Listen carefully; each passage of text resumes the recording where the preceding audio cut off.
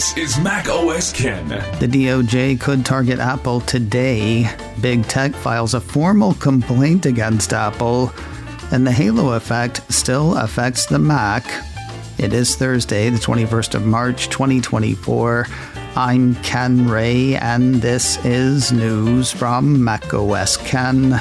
Brought to you by yours truly and sponsored by Manscaped. Get 20% off plus free shipping with code MacOSKen at manscaped.com. This show is also supported by people like you, patrons through Patreon. Find out more and add your support at patreon.com/MacOSKen.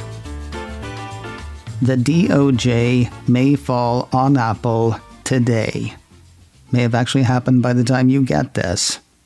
Bloomberg ran a piece mid-afternoon, early evening on Wednesday, saying the Justice Department is poised to sue Apple as soon as Thursday, that would be today, accusing the world's second most valuable tech company of violating antitrust laws by blocking rivals from accessing hardware and software features of its iPhone.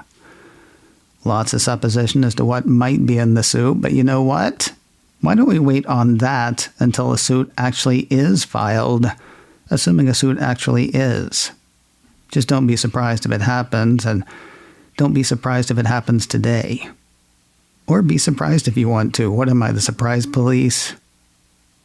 For something more certain in Regulationville, the Wall Street Journal says Match, Meta, Microsoft, and the house that Musk bought. It would say Twitter, but I'm told I shouldn't. I would say X, but I don't wanna. Those four companies have filed a legal petition protesting Apple's App Store policies, objecting to how the tech giant has complied with a federal court ruling that ordered Apple to allow alternative payment methods. I feel like we need charts or programs or diagrams or something. According to the Journal, Apple charges up to a 30% commission for purchases in the App Store for services or one-time fees, a rate that developers say is too high. Apple has defended its right to charge the fees and said it invests in privacy and security measures that protect users. At the start of the year, Apple said it would let developers process purchases outside of its App Store. This they could do with a low rate of a 27% commission. That move was the result of the U.S. Supreme Court letting a lower court ruling stand. That ruling said that Apple had to allow developers to direct users to alternate ways to pay for services or apps outside the App Store. According to the Journal, the briefing from the four companies argues that Apple's response essentially leaves in place the existing rule governing how software makers steer users to alternative options. It also says that it places new restrictions on app developers. The report has Apple arguing that the new requirements related to external links are necessary to protect privacy and security. Legal experts seem to think that Apple has followed the letter of the law. Still, they do question whether that will be enough to satisfy the lower court's ruling. While the world is landing on Apple's head, or getting ready to anyway, where is the head of Apple? Get ready for a Shanghai surprise. He's in Shanghai. It's not really much of a surprise, I guess, when the answer's in the T's. Anyway, he's in Shanghai. Barron's ran a piece Wednesday saying Apple CEO Tim Cook was on one of his regular visits to China. Like he's popping around to the store for milk or something. Two stops known to be on the CEO's itinerary: today's opening of the Apple Jing'an store in Shanghai, and this weekend's China Development Forum. A post from Wikipedia says the forum serves as a platform for dialogue between the Chinese government and multinational corporations, leaders of international organizations, and well-known scholars, aiming to strengthen communication between China and the world. The CEOs of Qualcomm, Pfizer, Blackstone, and Bridgewater Associates are also expected to attend. As he tends to do on his regular visits to China, Apple CEO logged a lot of his activities so far on the Chinese social media site Weibo. 9 to 5 Mac highlights some of his posts, which so far have included a visit to Shanghai's Apple Nanjing East store, spending time with developers, meeting with filmmakers, and checking in with component suppliers for Apple Vision Pro. Expect more as the days progress.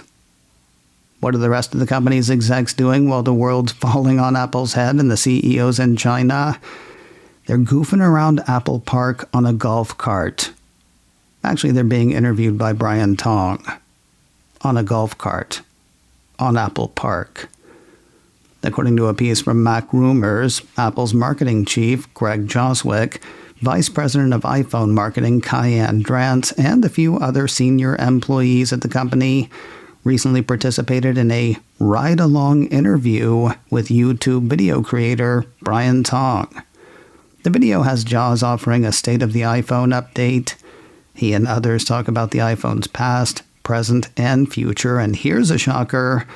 Execs also teased AI-related announcements from the company, expected later this year.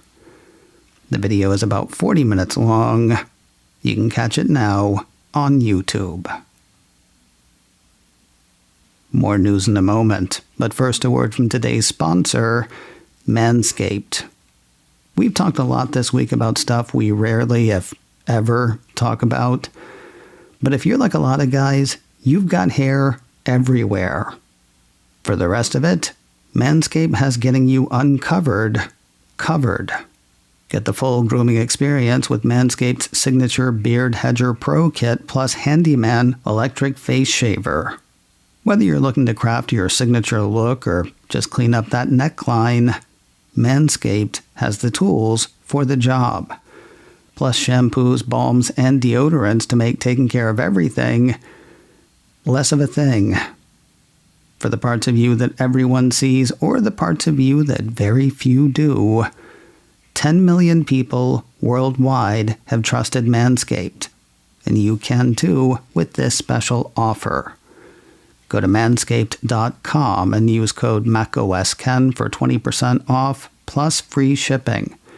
That's 20% off plus free shipping with code MacOSKen at manscaped.com. MacOSKen, all caps, all one word. Use code MacOSKen at manscaped.com. MANSCAPED. Get 20% off and free shipping with code MacOSKen at manscaped.com. Over 18 years ago, on the very first episode of MacOSKen, I made a joke about the halo effect. That was the sensible and pretty much accepted idea that the general public's positive impression around and acceptance of the iPod was having a positive effect on sales of the Mac. Now, a release from boutique research firm Consumer Intelligence Research Partners, or CIRP, says there is still a halo shining on the Mac, worn now by iPhone and iPad. Previously, on CIRP, the firm says it was able to show a substantial percentage of Mac buyers in 2023 had switched from a PC or a Chromebook. Not surprisingly, they seem to have arrived through other products. According to the firm, 80% of customers that switch from a PC or a Chromebook to a Mac own an iPhone, and more than 75% of platform-switching Mac buyers already own an iPad. The more accessible iPhone and iPad appear to be the smoothest entry points to the full Apple ecosystem. That news is not surprising, though CIRP does illustrate the path. Basically, jumping straight from a PC or a Chromebook to the Mac OS involves a fairly steep learning curve.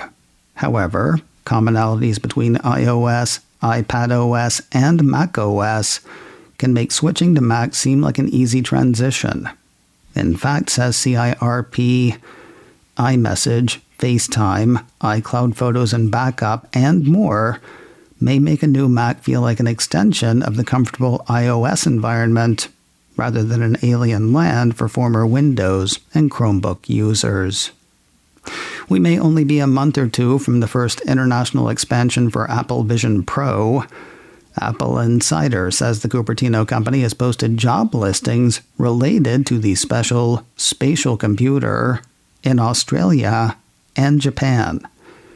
According to the report, Apple is looking to fill the briefing experience specialist position, falling under the sales and business development category in both Australia and Japan. According to the listings, the positions include demonstrating Apple Vision Pro product features, conducting executive briefings, and designing customized demos. The piece says jobs like these usually take about a month to fill. Apple Insider figures that could mean Apple Vision Pro launches for the two countries in April or May. And finally today, Apple is rewriting your App Store purchase history, or changing the way it's written out.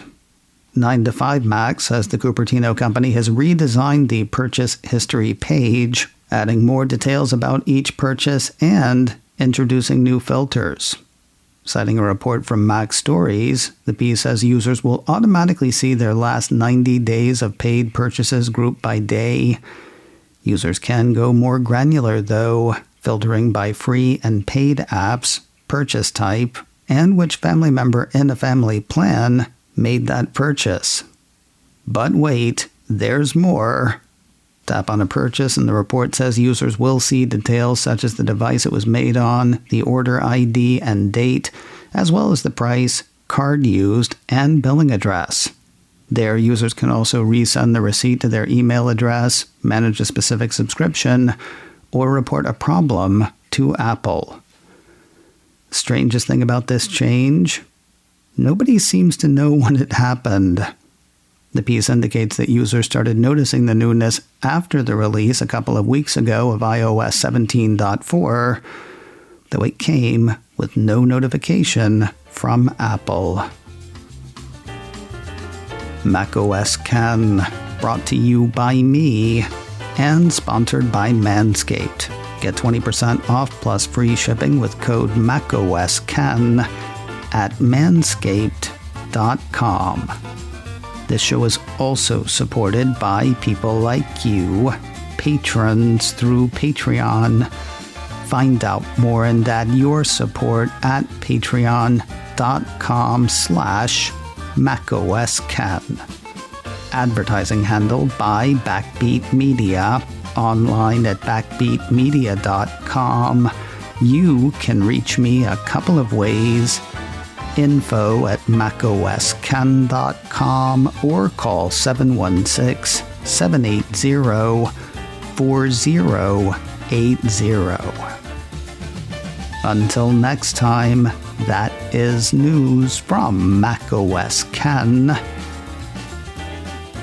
I'm Ken Ray.